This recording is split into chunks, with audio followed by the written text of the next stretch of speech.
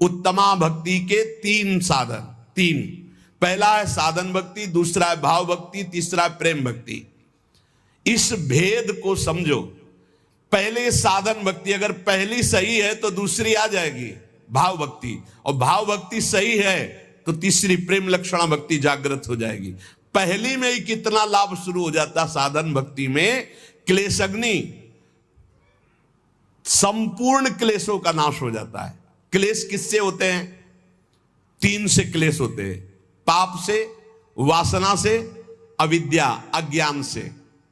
जब हम साधन भक्ति करते हैं, साधन भक्ति का मतलब समझे मन सहित 5 ज्ञानेंद्रियों 5 कर्मेंद्रियों से जितना कुछ बन रहा है वो सब प्रभु की प्रसन्नता के लिए।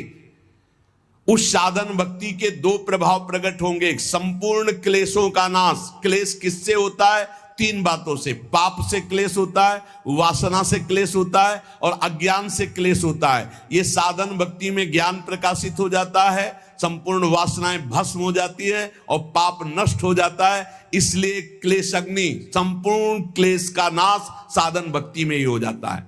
और शुभदायिनी, कभी कभी अज्ञान के कारण आरोप भगवान में करते हैं कि भगवान हम पर कृपा नहीं किए, इतनी भक्ति की, इतना नाम जप किया, लेकिन पूर्व प्रारब्ध जो है वो बहुत बलवान है। जब शरीर रचा गया उसी समय प्रारब्ध रचा गया। आपके साथ घटनाएं घटेंगी, इसीलिए नाम जप कर लो। प्रारब्ध और अप्रारब्ध। प्रारब्ध जिसका पाप फल प्रकट हो चुका है, भोगो। अप्रारब्ध अभी आने वाला है, पहले से निश्चित है कि 55 वर्ष की अवस्था में आपको ये भोगना है। पक्का भोगोगे, चाहे जितना भजन करो।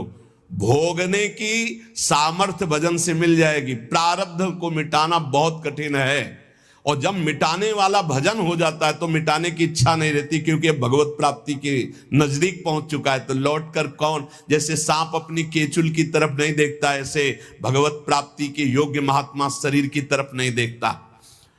तो पाप का बीज वासना है, इससे हमारे पूर्व पाप हुए। 2 प्रकार के प्रारब्ध बन चुके हैं, एक प्रारब्ध एक अप्रारब्ध। प्रारब्ध जो हम भोग रहे हैं, अप्रारब्ध जो आगे भोगने वाला है। पाप की बीज वासना इस जन्म भी पाप करा रही है, तो हम जब साधन भक्ति करते हैं तो इस जन्म की वासना का नाश होता है, और पूर्व स्टॉक जो पापों का है उसका नाश हो जाता है। और अविद्या जिसके कारण पाप हो रहा था, वासना बन रही थी, उसका नाश हो जाता है, पर प्रारब्ध बना रहता है। ये अज्ञानी जन ना जानने के कारण कहते हैं कि अरे भजन शुरू किया, बड़ा कष्ट भोग रहे हैं, तो क्या भजन का फल है? अनंत जन्मों से भोगते चले आ रहे हो, पाप कर्म करते चले आ रहे हो, तुम्हें पता नहीं। लोगों की समझ में ही नहीं आता। मछली को जल तरोई कहते हैं, तो तुम कौन सी तरोई होगे? तुम्हें भी पता होना चाहिए। पक्का मत्स्यावतार भगवान ने लिया है कि नहीं लिया? मत्स्यावतार भगवान ने लिया है, और तुम मछली को जल तरोई करते हो, कढ़ाई में तल के खाते हो, तो तुम भी तले जाओगे। अब एक बार के आहार में कितने जीव खाते हैं लोग, कितना पाप कर रहे हैं। अज्ञानियों को ब्रह्मा भी नहीं समझा सकते। मूर्ख हृदय न चेत, चाहे गुरु मिले बिरंच सम, फूले फरे न बेत। बांस में चाहे जितनी खाद पानी लगा दो, वहां सेव संतरा नहीं लगने वाले। ऐसे ही जो मूर्ख स्वभाव के लोग होते हैं, नहीं समझने वाले। जब साधन भक्ति का अनुष्ठान किया जाता है तो उससे 2 प्रभाव प्रकट होते, क्लेशग्नि और शुभदायिनी। क्लेशग्नि, पाप से क्लेश होता है, वासना से क्लेश होता है, विद्या, तीनों का नाश हो गया। लेकिन प्रारब्ध और अप्रारब्ध, आगे आने वाला भोग, ये दोनों भोगने पड़ेंगे। इसलिए हिम्मत जुटाओ, नाम जप के द्वारा इतने बलवान बनो कि प्रारब्ध आवे और हंसते हुए भोग लो। प्रारब्ध का नाश करने की जब योग्यता आती तब नाश करने की इच्छा नहीं रह जाती, और जब तक नाश करने की इच्छा तब तक योग्यता नहीं आई। सब क्लेशों का मूल कारण भगवान का भजन न होना, भगवत विमुखता है। अब शुभ का अर्थ है साधक के जीवन में परम मंगल, परम आनंद का विधान। ये नाम से प्रकट होता है। श्री हरिवंश चंद्र शुभ नाम, सब सुख सिंधु प्रेम रस धाम, जाम घटी बिसरे नहीं, एक क्षण न बिसरो। हर समय नाम जप करो, ये महाशुभ प्रकाशित कर देगा। जैसे क्लेश अग्नि से वासना पाप अविद्या का नाश, प्रारब्ध के भोगने की सामर्थ्य आ गई। शुभ से क्या होता है? बोले शुभ सारी दैवी संपदा प्रकट कर देती है। साधन भक्ति से विषय सुख, ब्रह्म सुख, पारमेश्वर सुख, ये सभी प्राप्त हो जाएगा। आपको विषय सुख चाहिए तो भी साधन भक्ति करो, आप देखो विषय सुख प्राप्त हो जाएगा, ब्रह्म सुख प्राप्त हो जाएगा, पारमेश्वर सुख प्राप्त हो जाएगा। और अगर इन सुखों की चाह न करो तो प्रेम प्रकट हो जाएगा। साधन भक्ति करते करते भाव प्रकट होता है। भाव भक्ति, तीन भेद उत्तमा भक्ति के, पहला साधन, फिर भाव, फिर प्रेम। साधन भक्ति, भाव भक्ति, प्रेम भक्ति। साधन ही भक्ति में चकाचक आनंदमय हो जाता है। सारे क्लेश पाप वासनाएं अविद्या नष्ट हो गई और सब शुभ दैवी संपदा प्रकाशित हो गई। मंगल भवन भगवान की तरफ वृत्ति संपूर्ण रूप से, ये शुभ। अब भाव भक्ति दो गुण प्रकाशित करती है।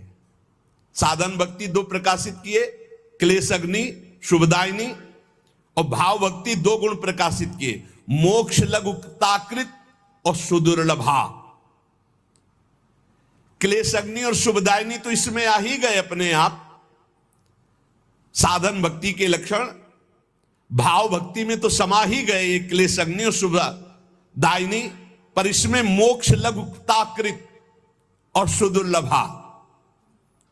बड़ा सुंदर। इस भाव भक्ति में चार लक्षण हो गए, क्लेश अग्नि, शुभदायिनी, मोक्ष लघुताकृत और सुदुर्लभा। मोक्ष लघुताकृत, इतना आनंद प्रकट होता है भाव में कि मोक्ष भी लघु लगने लगता है। वो जब भाव प्रकट होगा, भावोत्सवेन भजताम, भाव प्रकट होगा तब आपको पता चलेगा कि मोक्ष सुख भी कड़ुआ लगने लगता है। इसलिए प्रेमी महापुरुषों ने मोक्ष स्वीकार नहीं किया। और सुदुर्लभा, भगवान की उस सुदुर्लभ दिव्य दिव्य गुण, दिव्य दिव्य रहस्य, दिव्य दिव्य भाव उसके हृदय प्रकट होते हैं जो अन्य किसी साधन से नहीं प्रकट हो सकते। तब उसमें महामहिम प्रेम लक्षणा भक्ति जागृत होती है। अब प्रेम लक्षणा भक्ति में अपने दो गुण प्रकाशित हुए, सांद्रानंद विशेषात्मा पहला, और दूसरा श्री कृष्णा आकर्षणी, ये दो गुण। तो प्रेम लक्षणा भक्ति में 6 गुण उपस्थित हो गए। जो साधन भक्ति में क्लेशग्नि शुभदायिनी और भाव भक्ति में मोक्ष लघुताकृत और सुदुर्लभा, ये तो प्रेम भक्ति में है ही। और प्रेम भक्ति के अपने दो मिल गए, सांद्रानंद विशेषात्मा और श्री कृष्णाकर्षणी भक्ति 6 लक्षणों से युक्त हो गई। क्लेशग्नि शुभदा, मोक्ष लघुताकृत सुदुर्लभा, सांद्रानंद विशेषात्मा, श्री कृष्णाकर्षणी चा। क्लेश नाशनी शुभदायिनी इस साधन भक्ति में हो गया। मोक्ष लघुताकृत का तात्पर्य है धर्म अर्थ काम मोक्ष, ये सब व्यर्थ नजर आने लगते हैं जब भाव प्रकट होता है। श्रीमद् राधा सुधा निधि में धर्माद्यर्थ चतुष्टयम विजयताम किम तद व्रथा वार्ताया, धर्म अर्थ काम मोक्ष की बेकार की वार्ता हमारे सामने कहते हो, जगत में विजयी रहे मेरे सामने। जैसे भाव में डूबे हुए भरत जी महाराज कह रहे हैं, अर्थ न धर्म न काम रुचि गति न चहो निर्वाण, जन्म जन्म रति राम पद यह वरदान नान। तो मोक्ष लघुताकृत का तात्पर्य है सालोक्य सारूप्य सामीप्य सारिष्ट सायुज्य, 5 प्रकार के मोक्षों का भी त्याग। दीयमानम न गृहणन्ति बिना मत सेवनम जनाहा। धर्म अर्थ काम की तो बात जाने दो, 5 प्रकार के मोक्षों का भी त्याग हो जाता है जब भाव भक्ति का प्रादुर्भाव होता है।